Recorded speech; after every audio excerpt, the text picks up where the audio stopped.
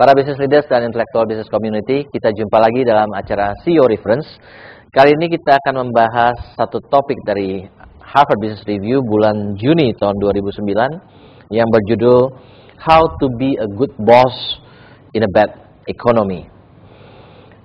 Intinya adalah bahwa di dalam masa baik itu everybody is happy, lebih mudah lah kita menjadi bos yang baik dalam arti kata hubungan dengan bawahan kita. Karena ya rezeki banyak gitu ya, jadi masih gampang bagi-bagi rezeki.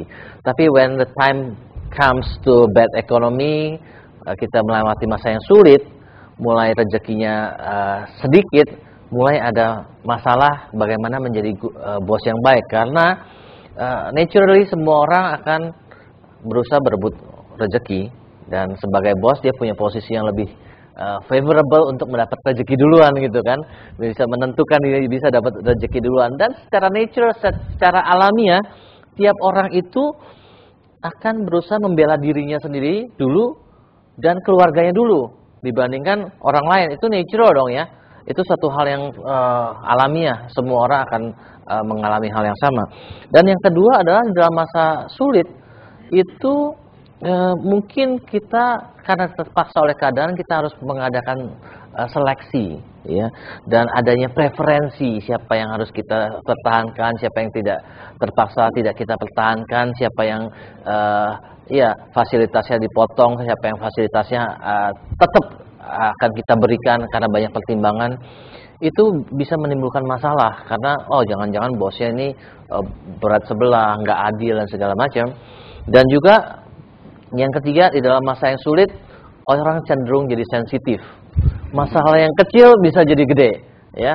Jadi both sides bisa jadi sensitif. Bosnya jadi uring-uringan, anak buahnya juga sensitif, ya.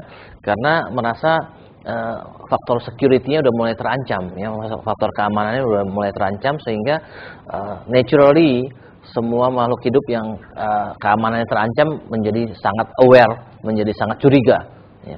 Nah, jadi di dalam masa sulit ini adalah masa tes terbesar bagi seorang leader, apakah dia leader yang sejati atau bukan. Dan Pak Paulus Bambang WS itu apa sih Pak? Kalau sekarang Wong Semarang. Kalau dulu waktu di Astra ya boleh pilih Wong Suryajaya. Tergantung kondisi lah. Tergantung kondisi. Sebenarnya sih bisa Narko Santoso. Oh iya, Narko Santoso ya. Jadi Pak Paulus Bambang ini adalah Operation and Marketing Vice President dari United Tractors Tbk. Dan beliau ini adalah penulis, pemikir dan implementator dari hal-hal manajemen, dan beliau sudah menulis 2 buku. Dan ini adalah buku yang kedua, judulnya Lead to Blessed Leader. Jadi mirip ya, jadi yang satu How to be a good leader in a bad economy, yang satu adalah bagaimana menjadi leader yang blessed, yang diberkati.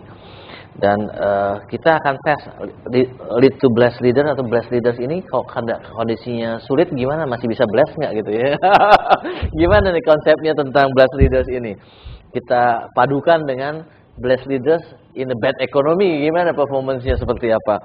Nah, test case-nya justru di situ tuh. Test case-nya justru di situ ya. Oke, kita beri tepuk tangan dulu Pak Paulus. Saya akan lead the discussion, tetapi tentunya ini akan terbuka juga buat audience yang ingin juga memberikan komentar, sanggahan. Jadi nggak harus iya ya, boleh disanggah dan boleh juga bertanya tentang apa yang kita diskusikan hari ini ya. Jadi kita have equality di sini. Saya akan mulai dulu supaya kita set up the framework-nya ya. Pak Paulus, bagaimana seharusnya a good boss itu seperti apa sih? Ya. Karena kita tahu bahwa definisi good leaders itu macam-macam. Ya, kalau menurut Pak Paulus, good leaders itu seperti apa sih? Kita fokusin kepada perusahaan ya. Kalau tentu. Perusahaan. Ya. Kalau perusahaan saya itu yang menjadi itu yang menjadi subjudul dari buku saya ini. Ya. Good leader atau lead to blessed leader adalah 2 lah. Dia bikin perusahaannya sendiri prosper, tapi karyawannya happy. Perusahaannya prosper, karyawannya happy. Karena perusahaan itu kan dianya sendiri gimana, Pak? Institution. Karena 3 hal nih, Pak ya. Iya. Perusahaannya, karyawannya, otomatis dia bagian dari perusahaan dan karyawan. Jadi otomatis dia. Tapi jelas 2 yang harus dia pikirkan adalah perusahaannya, institutions, ya, dan juga karyawannya dia itu happy. Kalau 2 balance itu bisa jalan, rasanya dia akan berada di koridor-koridor yang cukup bagus. Begitu dia salah satu sisi saja, hanya perusahaan prosper, profit, banyak bisa mengorbankan karyawan. Tapi kalau karyawan, perusahaannya bisa hancur juga. Jadi 2 ini nggak bisa di mana yang lebih bagus lebih ini. Dua-dua harus ada. Oh, ini ada terms mungkin juga kalau kita lihat, kalau dari penjelasannya Pak Paulus ini, yang perusahaan itu berarti result based. Kalau karyawan itu proses base itu ya? Enggak selalu, karena dua-dua proses and result. Perusahaan adalah perusahaannya prosper, artinya prosper kan balance scorecard, result and process. Ya, kalau prosesnya jelek pasti karyawan affected, menghalalkan segala cara, nyuap, nyogok itu kan menghasilkan bagus ya. Kemudian nipu buku, tapi yang penting perusahaannya betul-betul prosper dengan artinya good corporate governance. Karyawannya on the other hand juga dia happy di perusahaan ini. Tentunya juga dari segi emosional, kemudian dari segi ethical, tentunya compensation. Jadi semua harus dipadukan. Nah, di dalam artikel Harvard Business Review ini, khususnya di dalam kondisi yang bad economy itu, good leaders harus memperhatikan 4 hal ya supaya tidak terjadi hal-hal yang tidak diinginkan ya. Pertama katanya good leaders itu harus kita tahu dalam bad economy itu berarti banyak ancaman terhadap perusahaan. Ancaman terhadap perusahaan berarti adalah ancaman terhadap karyawan. Ancaman terhadap karyawan itu dalam arti kata eksistensi karyawan tersebut, income dari karyawan tersebut yang mempengaruhi tentunya keluarga dari karyawan tersebut ya. Nah, jadi dalam kondisi yang susah ini, good leader harus bisa bantu karyawannya itu providing predictability katanya. Supaya orang makin nggak pasti makin gelisah dia. Karena itu good boss harus bisa membantu karyawannya itu bisa melihat predictability. Dalam arti kata contoh dalam kasus ini ada satu bos yang katakan perusahaan kita lagi sulit ya. Dan kemungkinan nanti akan ada PHK, tetapi saya jamin dalam 3 bulan ke depan tidak akan ada PHK. Paling nggak ada 3 bulan ke depan yang pastilah gitu ya.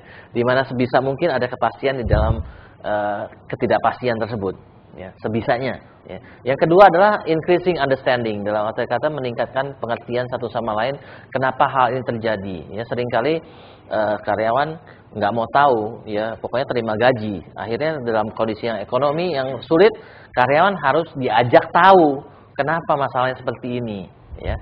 Dan kemudian adalah affording control, dalam arti kata karyawan juga diberi choice bahwa you can do something.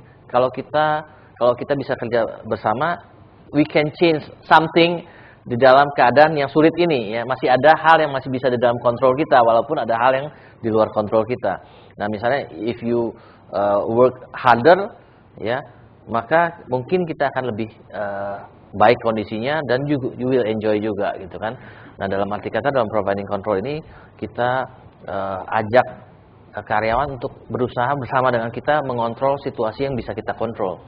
Yang terakhir adalah showing compassion, dalam arti kata bos yang dalam keadaan sulit ini harus mengerti bahwa karyawan pun lagi gelisah.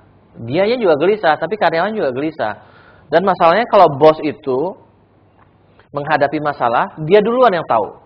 Dia duluan yang mencerna, dan dia duluan yang menghandle itu, sehingga pada saat dia sudah bisa menghandle, baru dia kasih tahu karyawan. Pada saat dia kasih tahu karyawan, dia sudah dalam posisi yang tenang psikologisnya. Karyawan masih dalam posisi yang gelisah. Sehingga karyawan bilang, kita lagi masa sulit, kok bosnya tenang-tenang ya? Kitanya udah gelisah nih. Bosnya kayak tenang-tenang. Bosnya udah gelisah duluan, udah selesai masa gelisahnya gitu ya.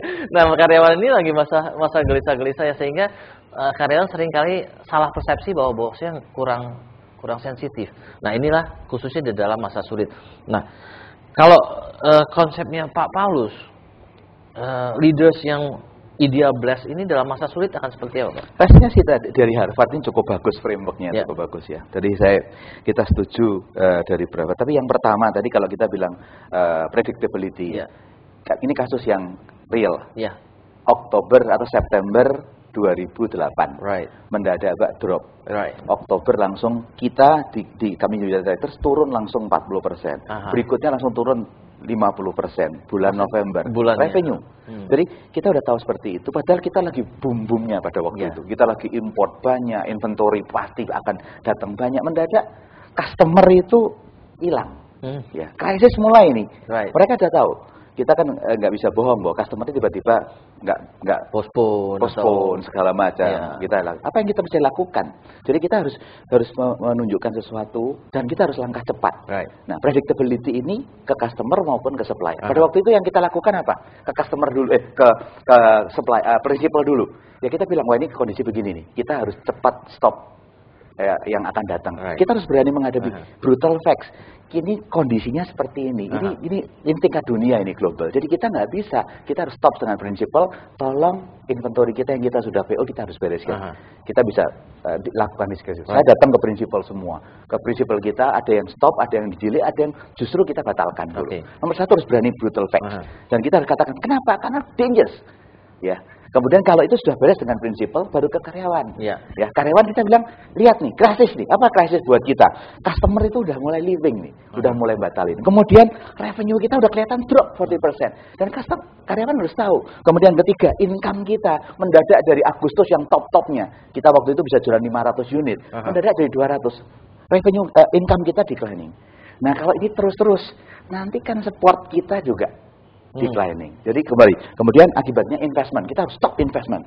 Cepat karena nggak bisa nunggu lama. Kita bilang investment kita mau bikin, waktu itu kita mau bikin workshop, mau bikin segala macam, stop langsung. Dan terakhir saving. Saving kita gone. Jadi krisis buat kita adalah customer leaving, revenue, income declining, service support reducing, investment stop, save. Langsung kita katakan, jebret. Jadi pada waktu akhir tahun, engkau bisa tahu kita harus lakukan sesuatu. Nah, customer siap, karyawan kita juga siap. Tapi pada waktu itu kita janji, kita tidak akan mengulangi 98 lah. Kalau bisa, kita akan pertahankan karyawan secepatnya. Sekuat-kuatnya. Ini perlu. Jadi at least kita nggak bilang berapa ya. At least kalau ini 1 tahun, karena waktu itu kan 2010 baru bilang. 2009 karyawan kita nomor 1, kita pertahankan. Cuman soal inventory, soal ini kita harus lakukan sesuatu. Jadi karyawan tenang karena dia punya janji, tapi dia harus kerja keras juga. Tapi kan kalau kita ngomong kita will do our best efforts gitu ya. Saya kira semua perusahaan akan ngomong hal yang sama, Pak, gitu. Tapi kita tahu kekuatan kita energi. Kita nggak bilang bahwa tidak akan pernah ada PHK. Kita nggak tahu kok how deep is the recession. Jadi kita tahu kalau dari buku kita. Kita kebetulan baru selesai right issue 15. Kita masih punya. Kira-kira kalau sampai berapa cash flow kita? Kita bisa 18 bulan. Jadi 18 bulan aman dah. Ini kita harus lihat kekuatan kita dulu. Sebelum janji ke karyawan, you have to know your books. Jadi pada waktu kita masih punya. Kita stop inventory, kita stop apa? Karena kita punya cash flow. Dan cash flow ini kita jaga. Kita rasanya sih kita bisa mempertahankan karyawan kita sampai ke level ini. Ini yang sangat penting. Sehingga karyawan bilang, dari mana Anda bicara seperti itu? Oke, Pak. Nanti kita explore lebih lanjut di segmen berikutnya karena kita harus break sebentar. Para business leaders dan intellectual business community, kita harus break sebentar untuk masuk ke dalam segmen kedua. Dan masih bersama kita Pak Paulus Bambang, kita sedang membicarakan how to be a good boss in a bad economy. Kita break untuk masuk ke dalam segmen berikutnya.